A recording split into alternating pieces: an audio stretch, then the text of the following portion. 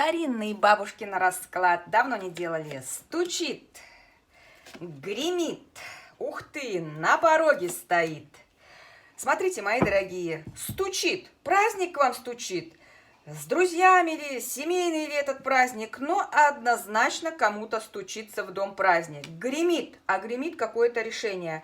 Либо решение придет по отношению к вам, то есть вы подавали какие-то бумаги, документы, паспорта, визы, ну, не знаю, какие-то судебные документы, придет решение.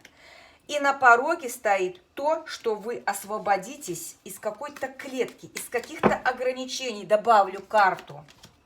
Да, вот посмотрите-ка, мои дорогие, ограничения, ругали себя за что-то, что что-то не сделали, или наоборот, что-то сделали не так. Вы получите освобождение.